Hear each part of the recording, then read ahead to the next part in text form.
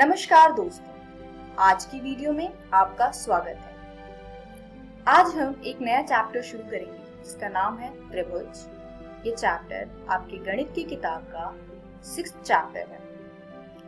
तो हमने त्रिभुज को कुल मिलाकर 6 पार्ट्स में डिवाइड किया है। 5 पार्ट्स में हम इसके बारे में पढ़ेंगे, इसके कॉन्सेप्ट्स के बारे में पढ़ेंगे और 6th पार्ट में हम कुछ एक्स्ट्रा क्वेश्चंस करेंगे। तो चलिए शुरू करते हैं पार्ट 1 से।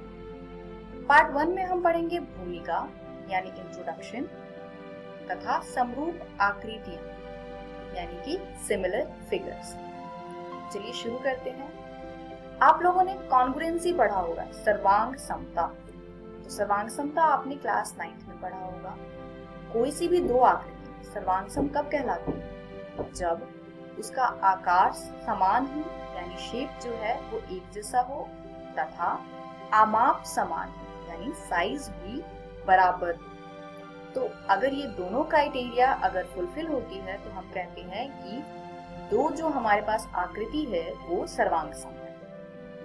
पर क्लास 10th में हम पढ़ेंगे समरूपता के बारे में यानी कि सिमिलैरिटी के बारे में। तो दो आकृतियां समरूप कब होती है या सिमिलर कब होती है? जब उसका समान आकार हो। जरूरी नहीं है कि आमाप भी समान हो। तो ऐसी आकृतियां जिनका शेप जो है वो सेम होता है उसको हम कहते हैं समरूप आकृतियां। चलिए थोड़ा डिटेल में पढ़ते हैं इसको। दो त्रिभुज लेते हैं, दोनों त्रिभुज को ध्यान से देखिए। इसमें क्या है? क्या इसके आकार समान है? क्या इसके आमाप समान है? आकार समान होने का मतलब क्या होता है? दिखने में दो आकृतियां एक जैसी हो। और आमाप समान होने का मतलब क्या होता है कि उसकी सारी भुजाएं, उसके सारे कोण वो बराबर होने चाहिए। तो इसके लिए अगर मैं दूसरे त्रिभुज को पहले त्रिभुज पर रखूं तो आप देख पा रहे हैं कि दूसरे त्रिभुज ने पहले त्रिभुज को पूर्ण रूप से कवर कर दिया है।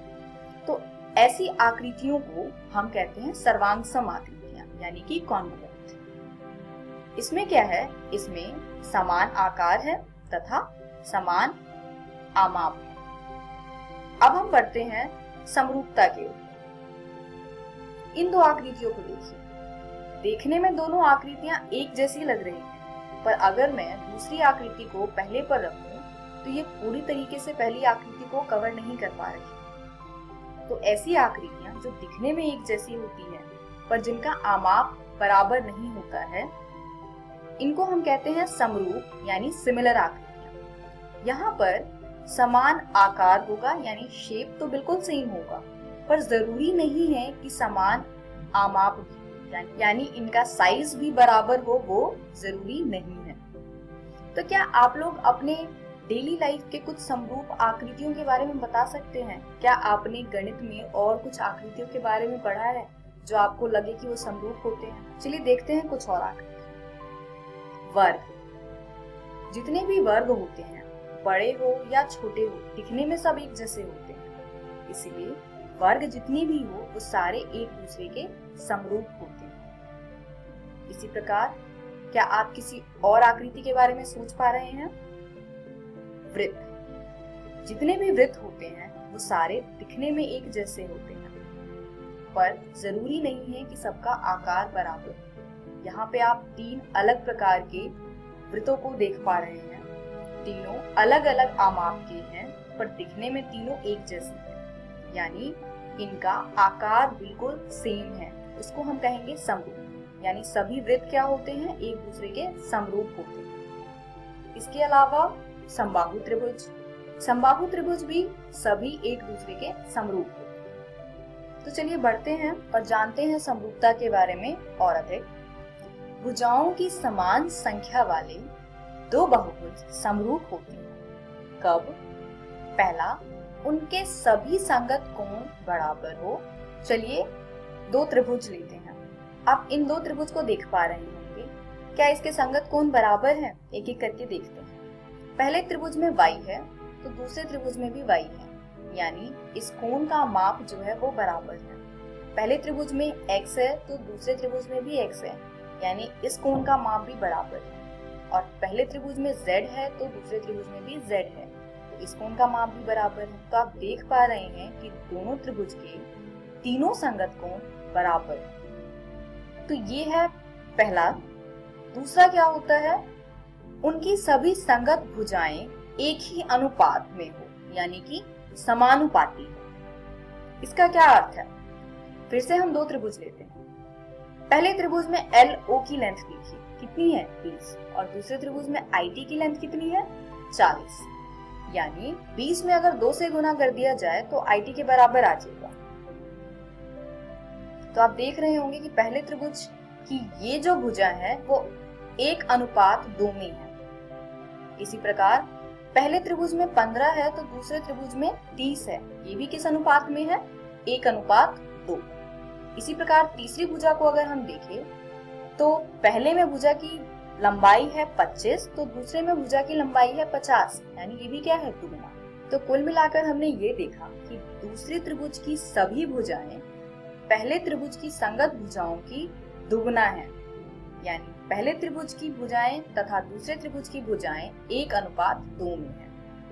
तो यहाँ से हमने ये देखा कि दो बहुभुज आपस में समरूप कब होंगे, जब उनके संगत कोण बराबर हो तथा उनकी संगत भुजाएं एक ही अनुपात में हो।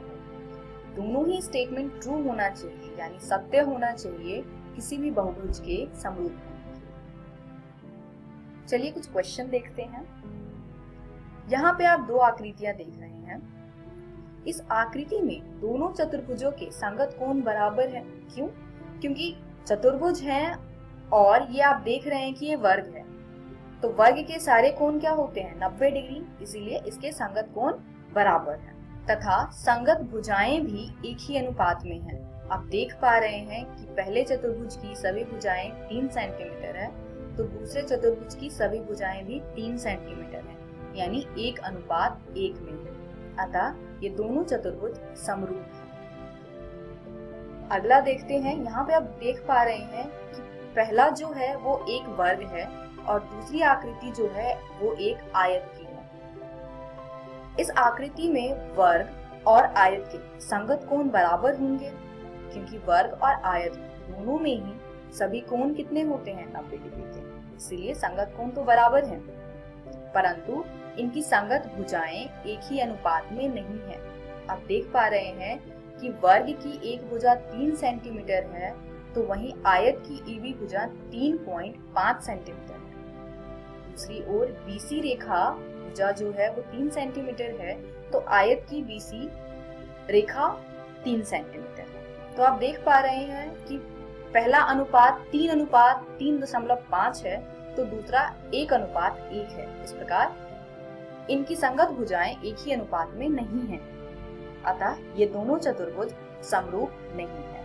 यहाँ हमने ये देखा कि कोण तो बराबर है बट संगत भुजाएं 1:1 में नहीं है, इसलिए ये चतुर्भुज समरूप है। दूसरे इन दोनों चतुर्भुजों को देखिए, एक वर्ग है और दूसरा समचतुर्भुज है। तो आप लोग साफ साफ देख पा रहे होंगे कि इनके संगत कोण बराबर नहीं है। भुजाओं को देखिए तो वर्ग की सभी भुजाएं 2.1 सेंटीमीटर है, वहीं पर चतुर्भुज की सभी भुजाएं 4.2 सेंटीमीटर है। यानी अगर आप 2.1 में 2 से गुना करें तो समचतुर्भुज के भुजाओं के बराबर आ जाएंगे, यानी इनका जो अनुपात है, इनकी संगत भुजाओं का अनुपात बराबर है। इसीलिए ये दोनों चतुर्भुज समरूप नहीं है, क्योंकि जो हमने दो स्टेटमेंट पढ़ा उसमें से एक स्टेटमेंट यहाँ सत्य है और दूसरा स्टेटमेंट सत्य नहीं है, तो ये चतुर्भुज समरूप नहीं है। तो यहाँ से हमें एक चीज मिली। निष्कर्ष ये है, दो बहुभुजों की समरूपता के प्रतिबंधों 1 और 2 में से किसी एक का ही संतुष्ट होना उसकी समरूपता के लिए पर्याप्त नहीं है। अर्थात दो बहुभुज की अगर हम समरूपता देख रहे हैं तो प्रतिबंध 1 यानी कि कोण बराबर होनी चाहिए और प्रतिबंध 2 यानी कि संगत भुजाओं का अनुपात बराबर होना चाहिए। किसी भी एक प्रतिबंध की संतुष्टि से हम समरूपता नहीं प्राप्त कर पाएंगे, यानी किसी एक प्रतिबंध का संतुष्ट होना पर्याप्त नहीं है समरूपता के लिए। इस वीडियो में हमने सीखा भूमिका तथा समरूप आकृति। अगली वीडियो में हम त्रिभुजों की समरूपता पढ़ेंगे। इस वीडियो में हम एक प्रमेय करेंगे जो एग्जाम के लिए बहुत ही इम्पोर्टेंट है। तब तक आप लोग एनसीईआरटी किताब यानी गणित के किताब की 6.1 एक्सरसाइज को हल कीजिए। धन्यवाद।